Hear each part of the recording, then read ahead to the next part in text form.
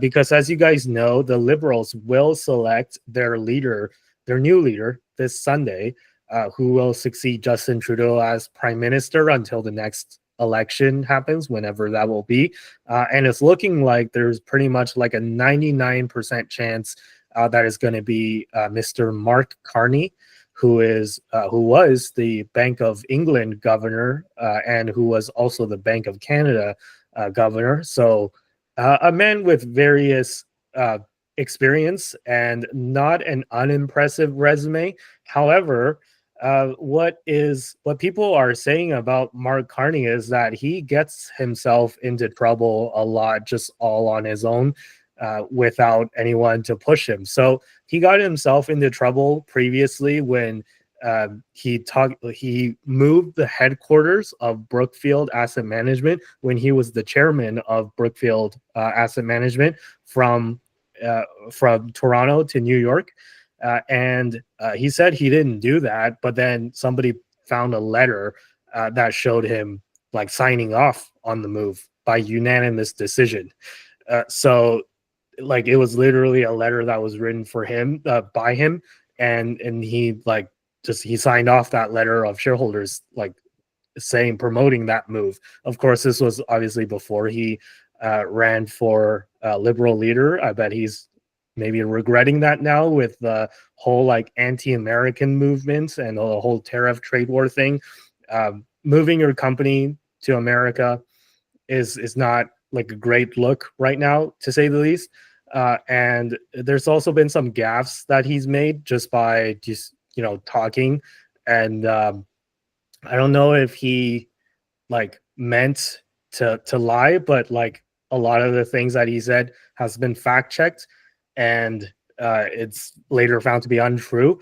So he said at one point that our economy, referring to Canada, is stronger than the American economy. And JJ McCullough just basically screen grabbed this, or just found the video where he said that. And yeah, I think McCullough is right. Like, I can't really find, I don't think there's any metric which this can be said to be true. So I don't know, like, what he's getting at. Like, I don't know if he's talking about like our maple syrup economy. Maybe that is stronger than America, but like overall, I don't know if there's any metric that this can be said to be true. So this was something that was really weird that he said.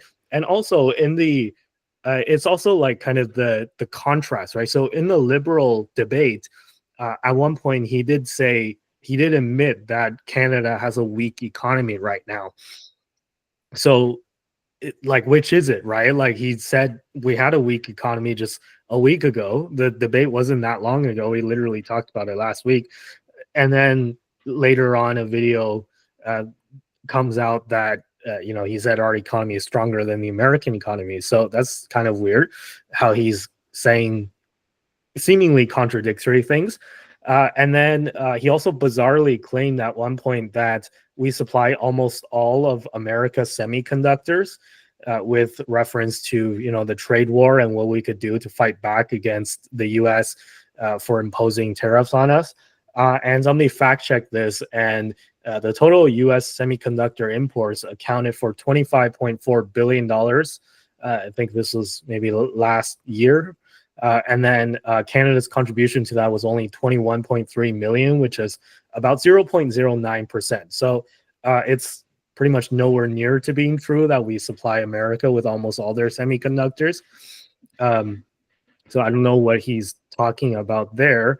I already talked about the Brookfield Asset Management thing.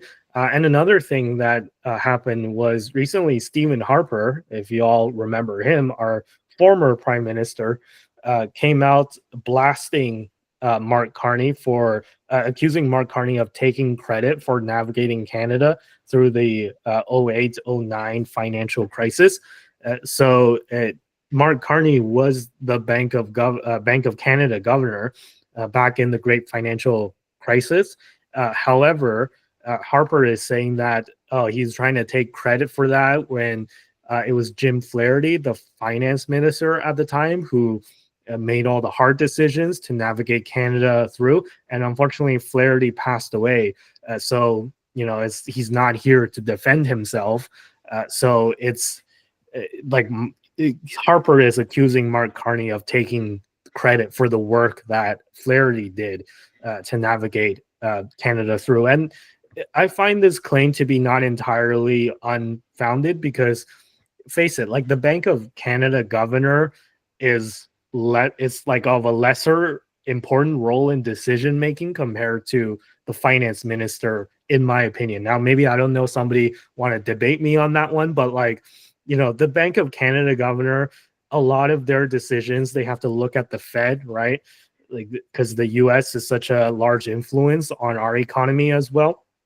So a lot of the work that the Bank of Canada governor does, I feel like is already done by the Fed, and then the finance minister has to make these fiscal decisions, and I think that's like the real important part, like the meat and potatoes of trying to navigate a country through a crisis like 08, 09.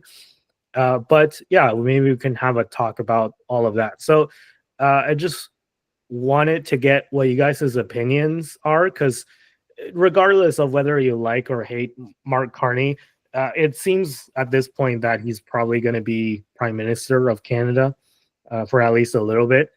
So I wanted to get your thoughts on just Carney. Like, are you optimistic, or do these kind of, quote unquote white lies kind of concern you? Like, him taking credit for Flaherty's work according to Harper and all that gaps that I just mentioned. What are your thoughts on the potential for a Mark Carney administration in general? Is the overarching question. The gaps that he had are just like he's not a natural politician. He's been in front of cameras. He's had to go do press conferences and that kind of stuff. But he's not in front of cameras in the same way that like politicians are.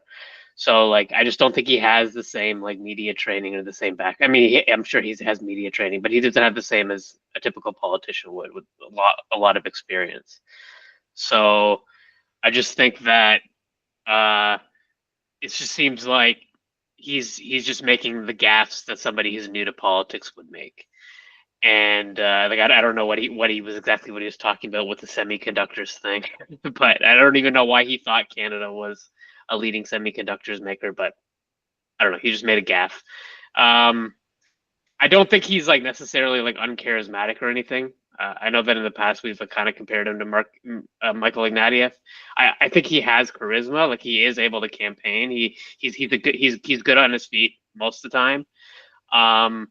The Brookfield asset management thing is just damaging. That's just not the kind of thing you want on your record as a politician when you're getting started. Like it's just an example of him like selling the country out. Even though I'm sure there's more context to this that we don't know. Like, there's probably context to this, and Mark Carney probably would want to discuss that. But in the end, this is just one of those things that looks bad. It's just not. It's not a thing you want on your political record.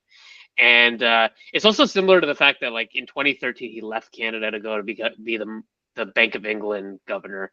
So I think that I think the Carney does have a few weaknesses related to the Brookfield thing and related to the fact that he like you could say that he abandoned Canada for the UK at one point when he was offered more money or something like that. So there are some aspects where he's not the strongest candidate, and there's other aspects where I think he's like he's an okay candidate. He's not that bad. In terms of like the Harper Flaherty thing, I'll just give you my opinion. Like Canada's economy had a really low household debt debt to GDP ratio when Harper took the prime minister spot. Most of that work was done by the Liberal government under Jean Chrétien, who like balanced the budgets and like got Canada on good financial footing. And we got a little lucky that we got on good financial footing right before the 2008 financial crisis. That's actually what happened. That's the narration. It wasn't because of Mark Carney. I agree that he's just following the Fed's moves, and it wasn't because of Jim Flaherty either. So this is just dumb political wrangling in the end. In the end, I don't think the Mark Carney's prime minister tenure is going to last very long. If he wins, we're probably in better hands than we were under Justin Trudeau. But in the end, I still think that the Liberal Party has a very strong like policy doctrine, and I don't really think that Mark Carney is going to really be able to get away from that. So I think it's best case scenario. He kind of like is a caretaker prime minister for weeks to months, and then I think he's inevitably going to lose. That's kind of my prediction. Yeah, I think Mark Carney he's not a super duper charismatic individual. I think he's less charismatic than I think Trudeau is. So I think on that front, and he's less he's less compelling now than Trudeau was in 2015, if that makes sense. Like I think that Trudeau has more charisma, but I think that Trudeau's got also 10 years of bad under his belt that make him clearly worse at this point than Mark Carney. But I think that Mark Carney is just he's kind of boring. He's not really, I think, a leader that people get excited by to the same extent that like Trudeau was. He doesn't really have quite the gravitas that other leaders also have had. My quintessential example always being Obama. I feel like Obama definitely had gravitas. So I think that Carney he's definitely he's not the worst option, but he's also not the most compelling, I would say. And to be clear, I don't necessarily mean in comparison to the other Liberal candidates, because they also were a little bit all over the place based on that debate, as we talked about. But I think likely he will become the new prime minister. I think that some of what he's saying with regards to the different pieces, like, for example, the semiconductor, I am not 100% certain of this, but I wouldn't be surprised if he is referring to not production, but importing, as in like semiconductors arrive in Canada and then are shipped to the States, which I don't know. Maybe we are, maybe we aren't. It wouldn't surprise me if we are, because we had less tariffs on semiconductors to China, which is where a lot of the semiconductors are manufactured. So it wouldn't surprise me if we were acting as a bit of a middleman where stuff would come into Canada and then go to the States from there. But that's really the only way I can think that we would be even remotely considered the number one provider of semiconductors to the US. We're definitely not the number one manufacturer supplying them. TSMC is definitely the real number one, and the other large companies in Asia. I think Carney's work as the at the Bank of Canada and the Bank of England, I don't think that this. I think that this is a better resume than probably a teacher would be, as you know, the comparison to Trudeau. But I think that it is not exactly. I don't think it's as good as he keeps talking it up to be. Like I don't think his performance as the Bank of Canada governor was so good that he saved us from financial crisis. I really think that this was not something where he did a significant amount differently, uniquely, compelling. Like he just basically did what the Fed did, and he won as whether or not Jim Flattery was doing a good job, bad job. The financial state of Canada going into the crisis was significantly better than the Americans. We had significantly lower debt. We had significantly lower household debt.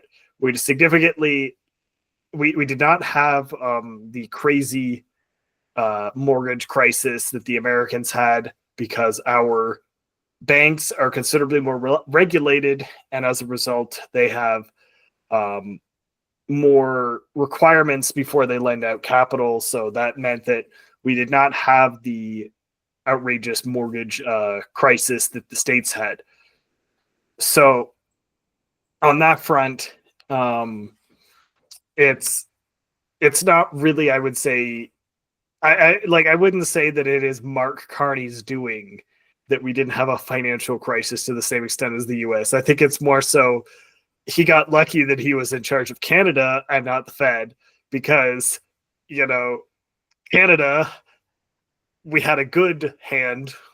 We drew a good hand going into that crisis, and we were able to weather it pretty well because of it. And you know, the Americans drew a poor hand, I would say, because they had the mortgage crisis. So, you know, they were able to bounce back, but you know, obviously for a bit there, they were having a real bad time. So I think that it's really not. It doesn't seem to me that Carney has done the sufficient work to justify grabbing up all of the glory of weathering Canada through the financial crisis. And I think that that's a little bit much to act that way. And I mean, to be fair, in his defense, if I was the governor of the Bank of Canada during the financial crisis and we did well, and I was running for prime minister, I would probably be going, yeah, I did a good job there, man. You know, I did great. You know, remember that? We didn't have a problem, and it's totally my fault that we didn't have a problem. Everything is good because of the work that I did. See, I will do a great job leading this country because I clearly did so when I led the Bank of Canada through that financial crisis. And it's like, the job interview question. Yeah. Tell me a scenario. Tell me a scenario where you dealt with a hard problem. Exactly. Yeah. It's like, did he really do it? You know, you go into an interview and they're like, yeah, tell me a scenario where you led a team and solved the problem, and he's like, I got the problem for you, baby. Like, I feel like that's kind of where he's at right now. And I don't think that it is in actuality like really the truth in the grand scheme of things. Like, it's not like I think that he's necessarily like intentionally misleading people. I think he's just embellishing because he's selling himself, if that makes sense. And I think that most leaders do it. Trump loves to do it. So, you know, if like just looking at other leaders, they all pretty much sell themselves pretty aggressively. So I don't think it's unexpected. And so it's really, I don't think that it's necessarily going to make him more compelling than other leaders. And I think that the other factor where he kind of does this thing where he says one thing to one person and says another thing to another person and can't seem to keep it straight on that line of path. Like I think he was saying to Alberta that he was going to build some pipelines, and then at the same time telling Quebec that they don't have to have pipelines if they don't want to. And it's like, so are the Albertans just going to stop at Quebec? You know, just there's Quebec. Oh yeah, forget about Atlantic Canada. Unless you want to go through the United States, which I thought was the whole point of like building the pipeline so that we don't have to go through the United States. And he also did it in English in Alberta and in French in Quebec. So it's like, did he think that we won't like have a translator? Like, did he think that we can't like just put the video into like Google Translate or something?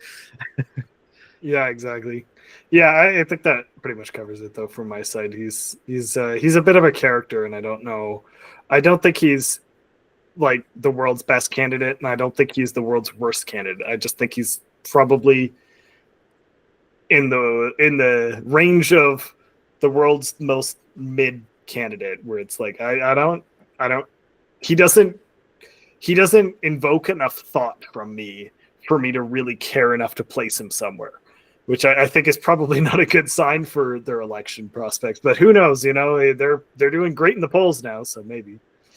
But yeah, I mean, regardless of how the election turns out, as I said, if he becomes the Liberal leader, which it looks like he will, that he'll be prime minister for at least a little bit, and we as a country get to experience ChatGPT becoming the prime minister, and not like the latest version of ChatGPT either. It's like ChatGPT 3 or ChatGPT 2.5. So we'll have to see.